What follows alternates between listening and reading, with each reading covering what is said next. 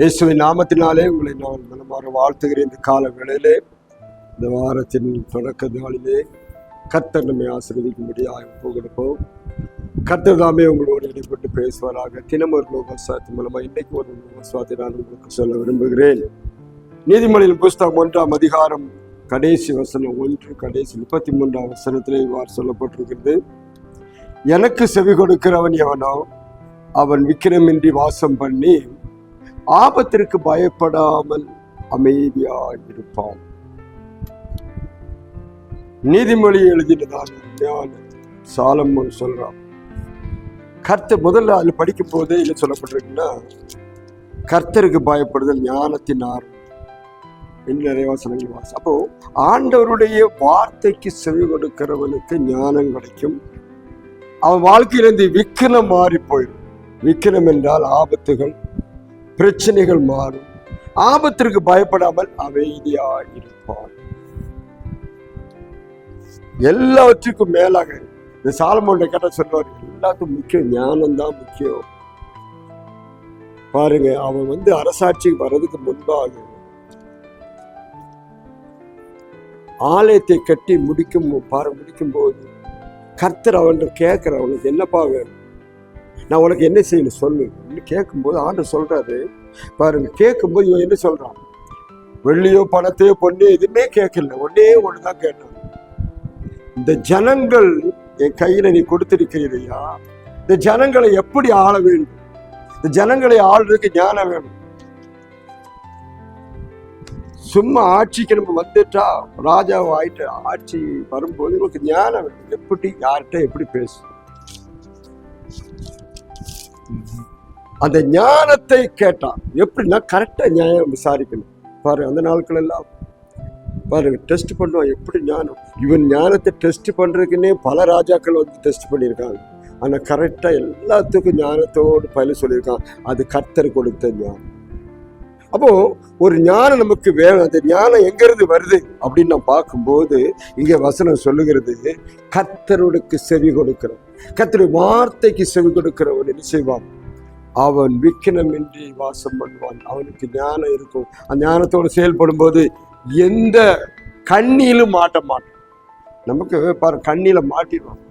எப்படிடா அவ்வளோ தள்ளலாம், ஒருதான் மேலே போயிட்டாலும் அவனுக்கு எப்படிடா கீழே கொண்டு வரலாம்னு சொல்லி எல்லா இடங்களிலும் அப்போசிஷன் காத்திருக்கும். ஸோ இன்றைக்கும் நமக்காக புதிய முதல்வர் கொடுக்கப்பட்டிருக்கார். கர்த்தர் கொடுத்த ஒரு மனுஷன், அவர் ஞானத்தோட இருப்பார் என்றால் அவரை கொண்டு கர்த்தர் பெரிய காரியங்களை செய்வார். ஆனா அவர் ஞானத்துல பாருங்க, ஆண்டவரை விட்டுட்டு போனோம்னா ரொம்ப ஆபத்துல மாட்டிடுவான். பாருங்க, அவன் ஆபத்துக்கு பயப்படும். ஆபத்து வருது, பயம் இல்லாம இருக்கணும்னா என்ன செய்யணும், அவன் என்ன கர்த்தர் வார்த்தைக்கு செவி கொடுக்கும். கர்த்தர் என்ன செய்யறாரு, அவனை நல்லா பாரு, இவனை நல்லா பார்க்காதுன்னு சொல்லட்டான். ஜாதிக்கு ஒரு நீதி எல்லாம் சொல்லல, எல்லாருக்கும் ஒரே நீதி, ஒரே நேரம். படிச்சவனும் படிக்காதவனும், உயர்ந்தவனும் தாழ்ந்தவனும் மனுஷன் பிரிச்சு வச்சிருக்கிறான். அப்படி இல்லாதபடி நீதியோடு நேர்மையோடு அரசாட்சி செய்த சாலமோன் சொல்றான். 40 வருஷ காலமும் எந்த யுத்தம் இல்லாமல் அரசாட்சி செய்தவன் தான் சொல்றான். காரணம் என்ன தெரியுமா, அவன் கர்த்தரை நம்பி இருந்தான். கர்த்தருடைய ஞானத்துல செய்தான். ஞானத்தினாலே அவன் ராஜ்யங்களை நீதியாய் நியாயம் விசாரித்தான். கிடைக்கும் அந்த நீதி வரணும்னா இந்த வார்த்தைகள் நமக்கு செவி கொடுக்கிறது. பாருங்க, இந்த வார்த்தைகளுக்கு நம்ம செவி கொடுக்கும் போது நடக்கும். நம்ம இஷ்டம் போல் நடக்குமா, எல்லாம் பார்த்துட்டு இருப்பான். எப்படா தப்பு பண்ணுவான், எப்படா இது பண்ண பிடிச்சி இழுக்கலாம் பார்ப்பாங்க. ஆனா அப்படி இல்லாதபடிக்கு யாருடைய புஷிங், அதாவது யாருடைய பிரச்சனை இல்லாதபடிக்கு நல்ல அலசி ஆராய்ந்து எது நல்லது எது கெட்டது ஒரு காரியம் செய்யும்னு நம்ம யோசிக்கணும். வீட்டுல குடும்பத்துல கூட அப்படித்தான். ஒரு காரியம் செய்யணும், இது செஞ்சா இது என்ன வரும், யாருக்கு பாதகம், யாருக்கு சாதகம், யாருக்கு இது, மக்களுக்கு நன்மை இருக்குமானால், குடும்பத்தில் எல்லாருக்கும் நன்மை இருக்குமானால் அதை நம்ம செய்யலாம்.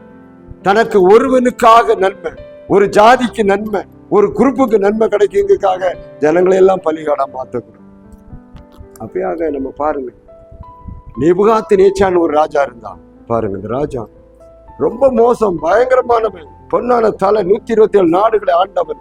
அவன் சொல்றான் பாருங்க, அவன் வாழ்க்கையில வந்த பொழுது அவன் பாருங்க என்ன செய்ய யோசிச்சுட்டு இருக்கிறான். நான் பெரிய ஆளு நினைச்சான். அவன் சொன்ன பெருமையில பேசினான், என் மகிமை பிரஸ்தாபத்துக்கு நாகத்தின் மகா பாபிலோன் அப்படின்னு சொன்னான். தொங்கு தோட்டத்தை உண்டாக்கினான், இதை போல எவனாலும் பண்ண முடியாதுன்னு சொல்லி ரொம்ப மேன்மை சொன்னான். அப்பதான் கர்த்தர் சொன்னான், பாருங்க உன் ராஜ்யத்துக்கு நான் என்ன செய்தேன், மட்டிட்ட பாருங்க. நீ அவன் பெருமையை பேசணும்னு மனுஷன் தள்ளப்பட்டான். புல்லை மேய்ந்தான் மாடுகளை போல. பெரிய பெரிய ராஜாவை தூக்கி போட்டார் ஆண்டவர். ஆண்டவர் தான் ராஜ்யத்தை ஆளுகிறார். எப்போ ஆளுதா தெரியுமா? கர்த்தருடைய வார்த்தை செவி கொடுத்து நடந்தா அவனை கொண்டு பெரிய காரியங்களை செய்வார். இன்றைக்கும் நம்ம நாட்டில் ஒரு பெரிய ஆசீர்வாதமா நாடாய் மாறணும். எல்லாருக்கும் ஆசீர்வாதம் கிடைக்கணும், எல்லாருக்கும் நன்மை கிடைக்கணும், எல்லாருக்கும் இலவசங்கள் கிடைக்கணும்னு நம்ம ஓடிட்டு இருக்கோம். இலவசங்கள் கிடைக்காம நீதி கிடைச்சா போதும்.